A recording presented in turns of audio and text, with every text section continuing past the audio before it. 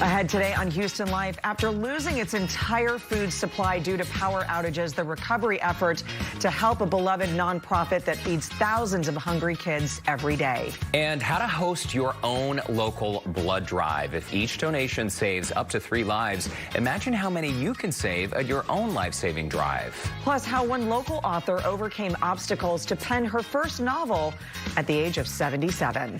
And we are speaking with the ever so talented Debbie Allen and finding out how her celebrity dance routines are helping others stay healthy. All that and a whole lot more happening today on Houston Life.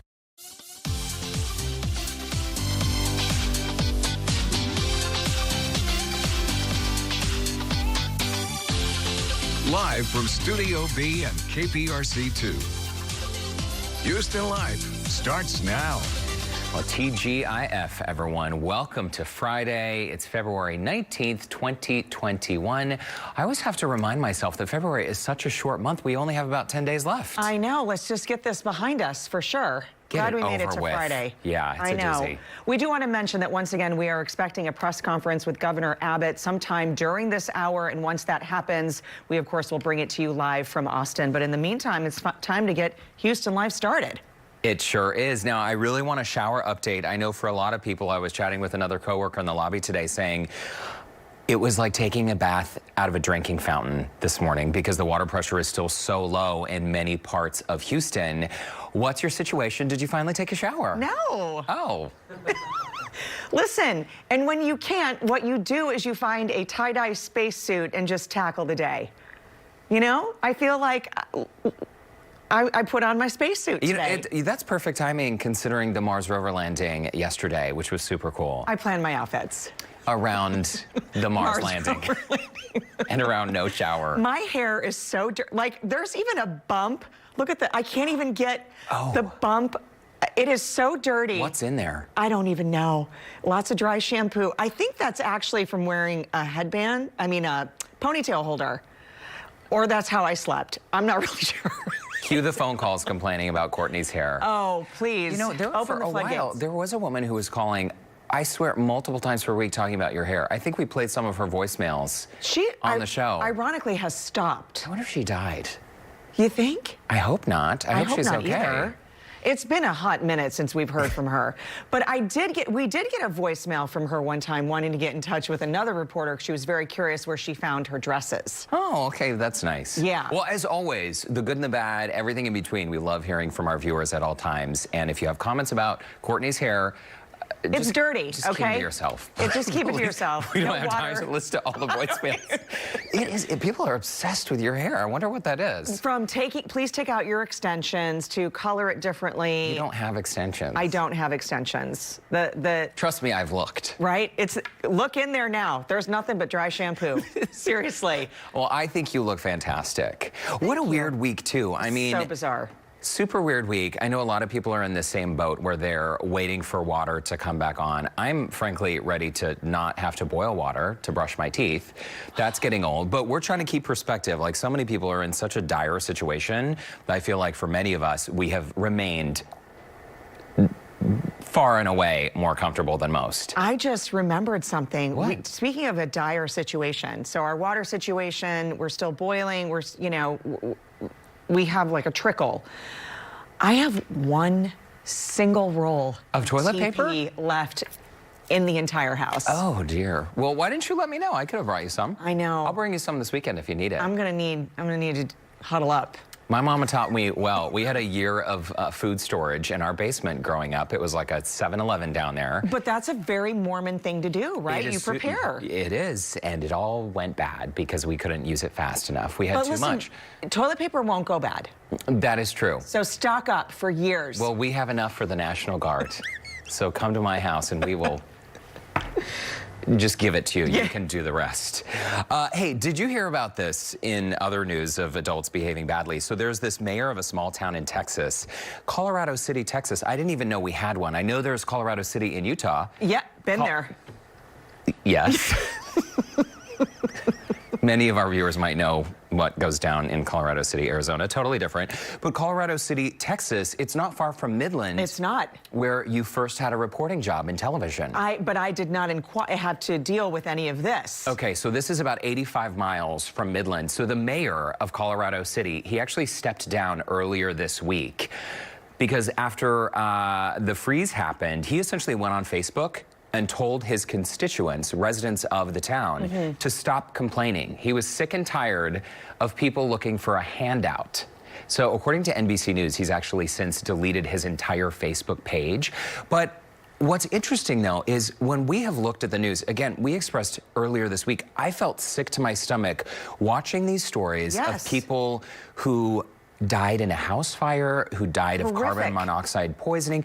People's lives are forever changed because of what happened this week. Yes. And I think it is shameful that so many people have tried to make this political and say, oh, well, you know, Texans, they just want our grid independent. I'm pretty sure Texans just want the lights to go on and the heat to stay on in the case of bad weather, right? Absolutely. Yeah, and I think that I hope that this week we remember, oftentimes during an election year, and last year was a doozy, right? That's the time when people talk about voting and the people who hold public office. But I hope that in weeks like these, where we actually need the people who are in charge to step up and do their job, to step up and make a difference, to step up and take care of things. You know, we trust that the people in charge know what they're doing. And they're put there for our voices. For a reason. They're put there to represent the people. So I hope that, again, we aren't just encouraging people to vote during election season, but that we remember the people we elect into office, they can make the difference. A huge difference. And also don't forget about the local offices, your city councils, your county commissioners, all of that plays into it. You need to know who you're putting in those seats. Can you imagine, though, going on Facebook and saying, and I agree, these local leaders, especially your city council members, get to know them because they can absolutely make a difference in your community. I just can't imagine anyone with public office saying that this week people were complaining about being cold. People were literally dying. The person has no dignity whatsoever. It's also kind of embarrassing that we live in a modern world and we can't, you know, we can't cover the basics. So anyway, it's good that the guy resigned as mayor. Absolutely. Now in total hiding, for sure. You know, what I love about this story is Texans, you know, we love our Whataburger. Oh, yeah. And there's this great article at crom.com, and you can see this Whataburger. The line there, this is a location actually in San Antonio amid the icy conditions. I saw the Whataburger on Westheimer over kind of like River Oaks area. There was a line there as well. It's not just happening in San Antonio. But here's my question to y'all. If you had to choose, Houstonians, are you going Whataburger or are you going Shipley? Where are you going? Because I see lines at both. You know, you posted something on Instagram the other day about the Shipley drive-thru line. Yeah, the line at the drive. Look, we may not have much, but we're not going down without our Shipleys. Shipley is part of our community. It has been for a long time. Absolutely. So the Heights location, have you guys noticed this? That the Shipley sign actually says Shipley's. Apostrophe S. Donuts. But the rest of them in town say Shipley. Do you know the story behind this? It was a mistake. Yeah. Yeah, and they kept it. They kept it. The neon light people made a mistake. As sometimes neon light people do. Sometimes bad lighting happens to good people. Sometimes good neon light people make bad signs. There you go. That's catchy. That's going to work someday. But I think it's a fun little piece of history because it is. That vintage sign. I love a neon sign. It's so cool, and there's not another one like it. So mistake, whatever, we're just going to keep it. Grab a donut, grab some coffee, and stay warm for the next few days. What is your donut of choice? I'm curious. Well, I like a maple glaze. Anything with a maple glaze, I've always been a fan of. Like a maple bar with a maple glaze. Interesting. But it depends on my mood. Some days I like a cake donut. Fruit wine. I don't know. All donuts I will consume. If it's there, I will shove it in my face. I think my biggest weakness are the donut holes. Because you get the bag of donut hole and you're like, oh, just one. Just one. Oh, you convince yourself. That's true. Oh, just 3. And the next thing you know, you're like, did anybody else eat these? Who ate all the donut holes? And you ate like 90 of them. Or you throw them in the trash before they're done and then you reach back in the trash and eat out of the trash. I mean, you know, I like the powdered donut. No, I don't like those. The grocery store? Me. Really? No, I don't like I've them. always loved those. They're so delicious, like 7,000 just good calories worth glazed every donut. bite. Hey, what are you doing for National Love Your Pet Day tomorrow? Well, we are going to snuggle with Oscar, take him on a big old walk. Can you believe that that's tomorrow?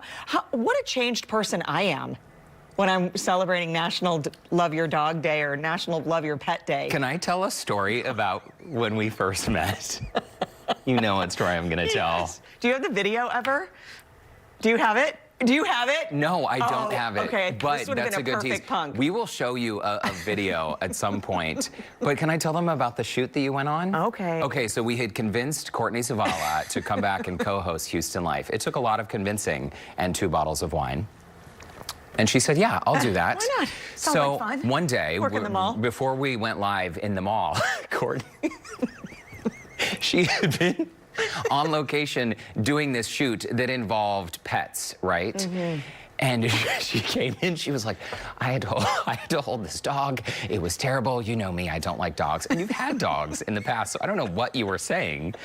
So whatever, we do the show, and then during commercial break, she looks down and realizes she has some fur on her pant leg. And my drool. And very dramatically is like, nasty dog. So to this day, the nasty dog. And look at you now. Look at me now. I'm transformed. A proud dog mama. Proud dog mama. We are so dog. excited. You know, he does bring us a lot of joy. He does. He's a mess, an absolute mess, but we love sweet Oscar. Good. Well, happy National Love Your Pet Day. Thank you. In his honor. Tomorrow. Yeah. Early. Yeah. Happy National Pet Day Eve. This is the dumbest show. But we do feature some very live, good. or can we start over? We're actually live. It is 3:10 p.m. We are going to shift gears, though, after the break, because this is very exciting. You know Astros player Alex Bregman. Love him. His wife, Regan. Love her. No longer Regan Howard. She is Regan Bregman because she is married. She is going to join us to talk about how they have been stepping up to help Houstonians, how they are giving back to our community during this unprecedented week. And it's no surprise they're jumping in as Mm-hmm. well. Plus, we are continuing to honor Black history as we take a look at one local politician who helped our communities stay fed.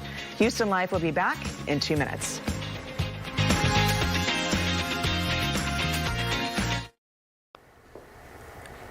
Well, welcome back to Houston Life. As we told you at the top of the show, we're awaiting a press conference from Governor Abbott in Austin. And that started seconds ago. We're going to join it now. We have been listening and bringing you the news conference from Governor Greg Abbott out of Austin, getting everybody updated on the crisis here in our state, from water supply to food supply to the energy supply. And I think a lot of the takeaways right now, a lot of people are saying, how am I going to pay for these fixes if my insurance isn't going to cover it? At the top of the news conference, Governor Abbott did say he was in talks with President Biden, working to approve that major disaster declaration, which basically is going to give Texans the ability to apply to FEMA to help get those, recover those damages quickly. So still a lot of unanswered questions.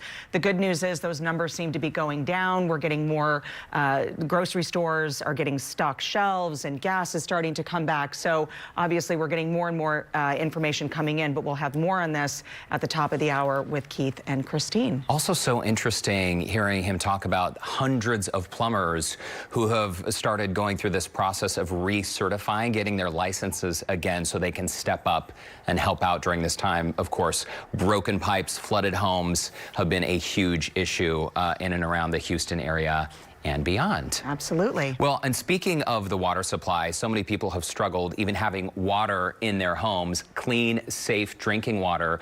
So with that cold weather hopefully coming to an end soon, one local couple, they are making sure that more of us have access to safe drinking water. Astros third baseman Alex Bregman and his wife Regan Bregman are stepping up. And the couple, along with the Astros Foundation and Brothers Produce, will host a water distribution event tomorrow on Saturday. And joining us more to talk about this event, we have Regan Bregman, newlywed, joining us.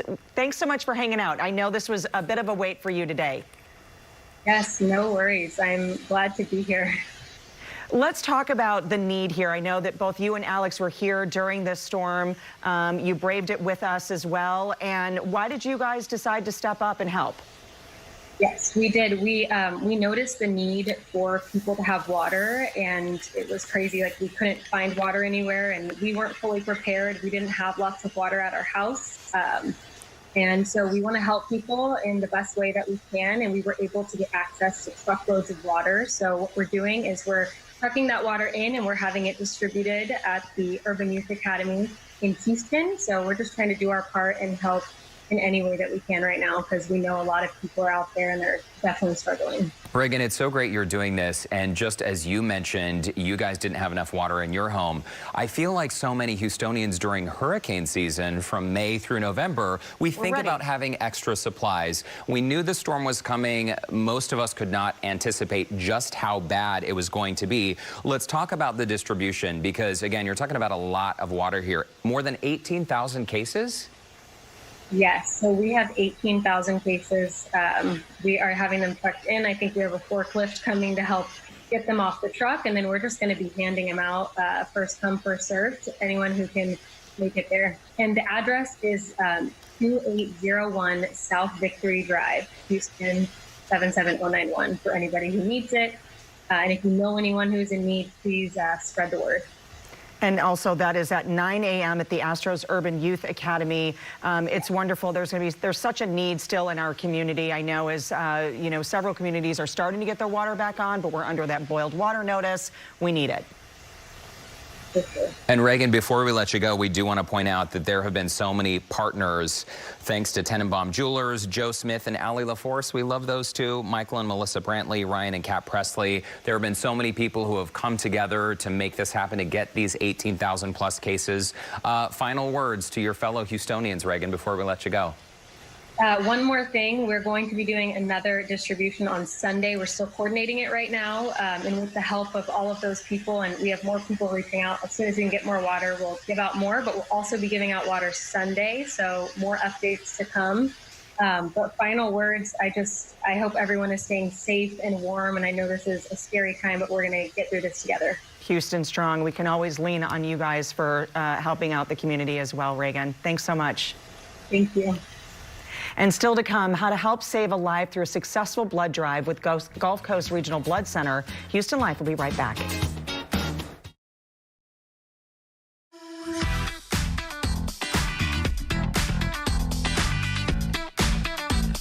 Did you know you can help save lives in our community by hosting blood drives at your business, church, school, or community organization throughout the entire year?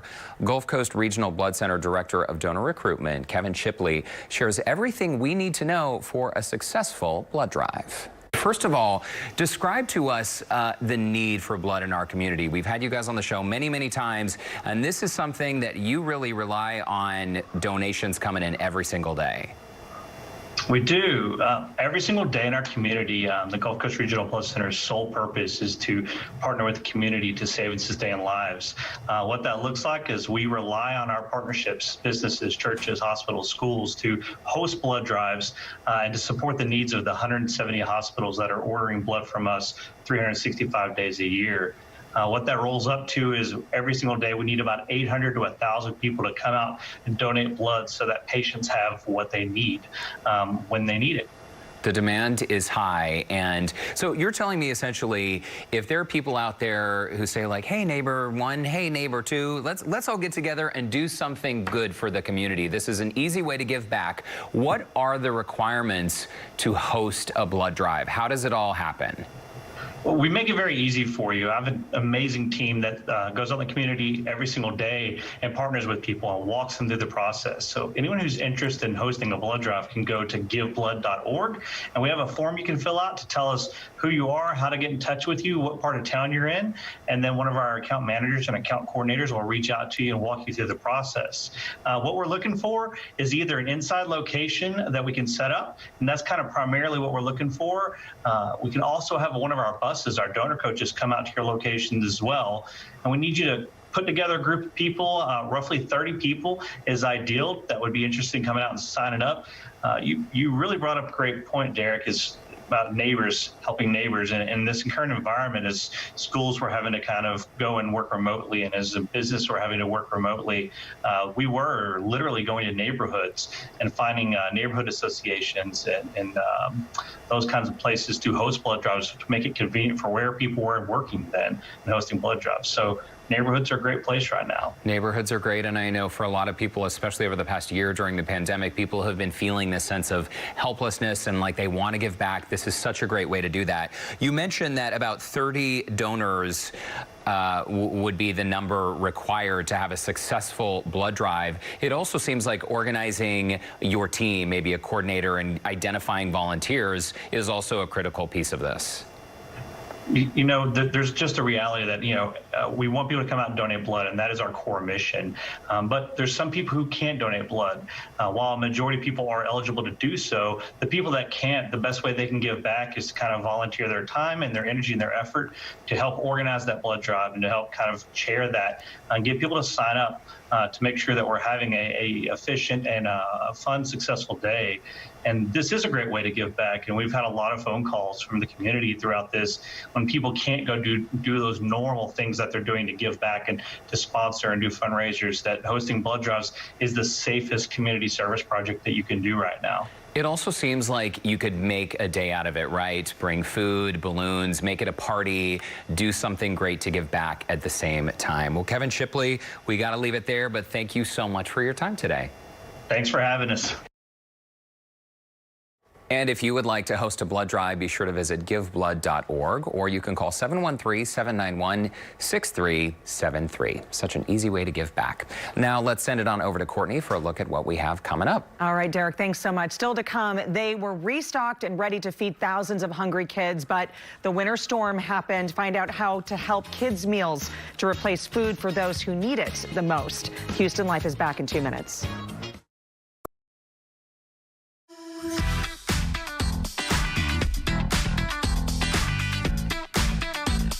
Kids Meals has been fighting hunger in Houston for more than 14 years, providing healthy meals to thousands of preschool-aged children. But this week's power outage has taken a severe toll on their supplies. Beth Harp, Executive Director of Kids Meals, Inc., joins us now with more on how the community can help. Beth, it's so great to see you. I know this is devastating for Kids Meals. Bring everyone up to date. You basically lost all of the meals in your freezer.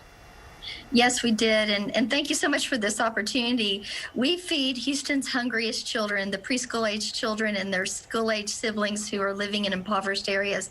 And this week with the power outage, we lost all of our fresh foods. We lost all of our meat, cheese, juice, milk, all of the produce we had. And so we're really just trying to recover. We're in recover mode right now. And Beth, the thing about your organization, you serve such a critical basic need that there's no such thing as a day off. In your 14 years, this is the first time that your operation has been interrupted for more than 24 hours. Give us an idea of the scope of the work that you do, because I understand you're averaging more than 6,000 meals delivered every day. Yes, you're right, Derek. Right before the pandemic, we were serving about 3,500 kids a day. And then after the pandemic, we went as high as 7,000. Now we're about 6,400 kids every day. And we're just barely touching it with the need out there. And we just really need Houston's help right now. If they can come volunteer, if they can donate, if they could do a food drive for us, all of us on our website at kidsmealsinc.org. And, you know, we saw this happen in Harvey. Houston really steps up, and we are so thankful for everybody's help. But there is some way for everybody to volunteer if they check it out on our website, and they can help us make sure these kids aren't going to bed hungry. They've been without power, they've been without water, and we really want to be that lifeline. And you have been the lifeline. We have to really remember that these meals are going to children 6 years old and under who do not have access to these school-based meals that you can get. And it's really incredible. And I think what's so great is you can donate on your website, you can volunteer, you can make sandwiches and do all of that. All of that information is on your website?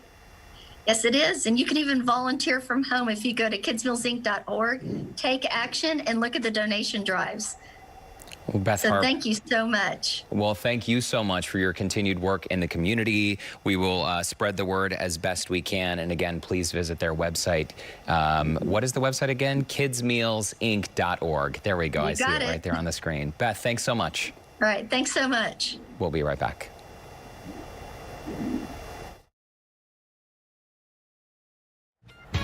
keep forgetting it's Friday. It is Friday. Wow, it's Friday. We hope that we were able to provide a little bit of laughter for the soul today.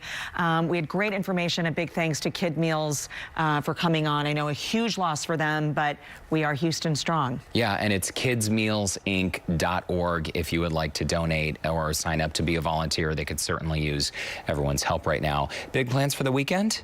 Oh, gonna hopefully wash my hair and take a shower. Oh, that sounds good to me. Yeah. We're gonna be at home boiling water, so. That's it. And a big thanks to Regan Bregman for talking about the water donation going on tomorrow at 9 a.m. Yeah, for sure. We'll see you all on Monday, but in the meantime, keep it right here on KPRC2.